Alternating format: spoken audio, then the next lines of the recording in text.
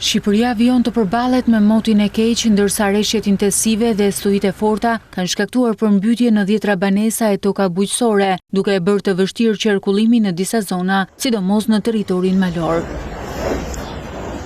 Një familje me 5 antar u evakua nga forcat armatosura në fshatin Dugagjin i Ri, në Thuman, pasi prania e ujit në banesë u vlerësua e rrezikshme. Vazhdo, sigurohemi që juve t'jeni shëndoshë mirë. Shtrëngatat e qiut kanë goditur pjesën më të madhe të vendit, ndërsa autoritetet paralajmërojnë për një front të dytë të fuqishëm meteorologjik që pritet të mbërrijë gjatë orëve në vijim. Që kemi një front të dytë që presim deri në datën 22, prandaj nuk është koha për të konsideruar se është i kaluar rreziku. Kurbini mbetet zona më e prekur për numrin e banesave të përmbytura.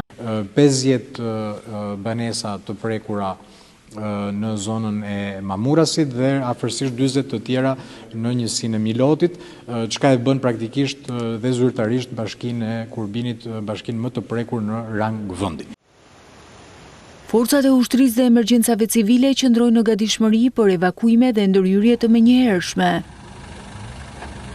Mbi 110 banesa rezultojnë të përmbytura, ose me prani uji në Kurbin, Lezhë dhe Durrës, ndërsa problematika të shumta regjistrohen në fshatrat Kull, Hamall dhe Rushkull.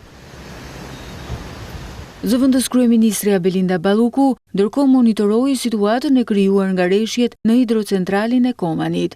Nuk parashikohet hapje e portave. Kemi punuar nga data 11 nëntor për të liruar volumen, thjesht qëndron e mbyllur për të akumuluar sa më shumë dhe për të rritur nivelin e liçenit.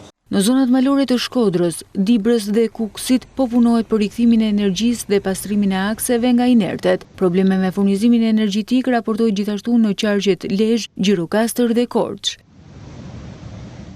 Nivelet e ujit në lumin Drin dhe Mat paraqiten brenda kuotave, por po mbahen në monitorim për shkak të parashikimit të një vale të dytë rreshjesh.